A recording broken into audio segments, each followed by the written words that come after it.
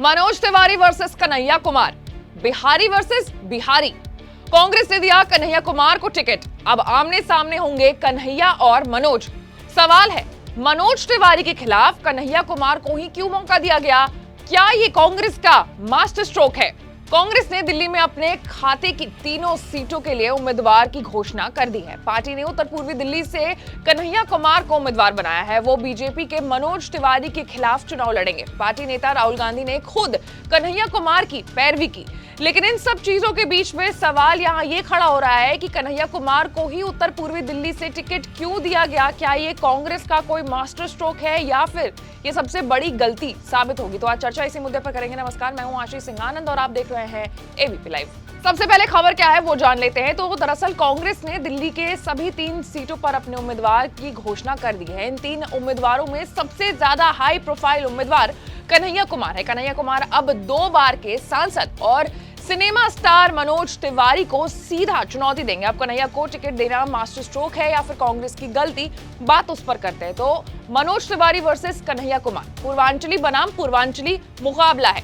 दरअसल north east Delhi में पूर्वांचल से लोगों की ज्यादा आबादी यहाँ पर है। ये दिल्ली का सबसे ज्यादा आबादी वाला इलाका है। इसकी वजह है यहाँ पर बनी अनऑथराइज्ड कॉलोनीज, जहाँ पर अलग अलग राज्यों से आए लोग सबसे ज्यादा है। इसी इलाके में बुराड़ी, करावल नगर, सीमापुरी, गोकुलपुरी जैसे इलाके आते हैं जहां सैकड़ों की तादाद में अनऑथराइज्ड कॉलोनीज है। इनमें न सिर्फ बिहार बल्कि उत्तर प्रदेश और हरियाणा से आकर के काम करने वाले लोगों की संख्या ज्यादा है। ऐसे में उन सबका वोट किस तरफ जाएगा ये भी यहाँ का चुनावी समीकरण तय करेगा। यही नहीं, नॉर्थ ईस्ट दिल्ली 2020 में हुए सांप्रदायिक दंगों की वजह से पूरी दुनिया में कुख्यात भी हो गया है।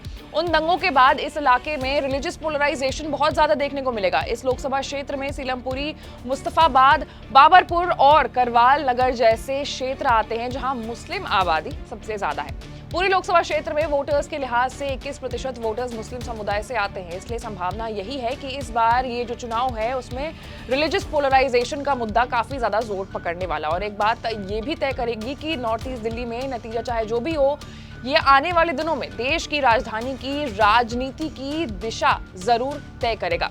इन चुनाव में चाहे मनोज तिवारी जीते या फिर कन्हैया कुमार, दोनों के सामने दिल्ली की राजनीति में अपनी पार्टी को नेतृत्व देने की काफी क्षमता मौजूद है। मौजूदा समय में आम आदमी पार्टी और अरविंद केजरीवाल कई आरोपों में घिरे हुए हैं और ऐसे में यहाँ से जो भी जीतेगा उसकी जो पार्टी है वो दिल्ली का भविष्य तय कर सकती है, प्रोजेक्ट कर सकती है। अब बात करें भरोसे की, तो ये दोनों ही अपने पार्टी के नेतृत्व के काफी ज्यादा करीब माने जाते हैं। कन्हैया कुमार राहुल गांधी की दोनों भारत जोड़ो यात्रा में काफी सक्रिय रहे। लगातार उन यात्राओं की योजना बनाना और युवाओं को साथ जोड़ने में उनकी अहम भूमिका रही है।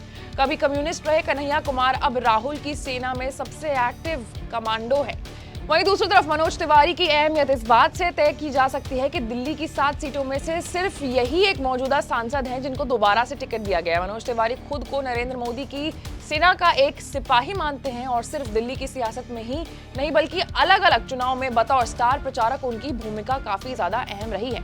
और अंत में दोनों ही जो प्रत्याशी हैं वो स्टार है। इनके बीच जो जंग होने वाली है वो काफी ज्यादा रोचक होने वाली है। वहीं अब कन्हैया कुमार को टिकट मिलने के बाद जो पहली प्रतिक्रिया है मनोज तिवारी की तरफ से वो आ गई है। उन्होंने क्या बोला है, सुनिए। देखिए, चुनाव में कोई ना कोई तो आना ही था। जो भी आए उसका स्वागत है,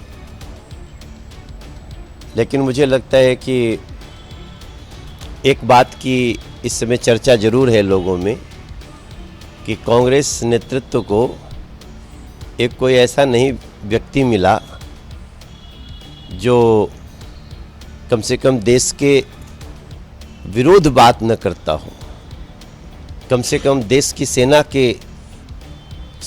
सेना को गाली न देता हो, ऐसा कोई नहीं मिला। ये जरूर चिंता की बात है। तो बहरहाल ये कांग्रेस का निर्णय है।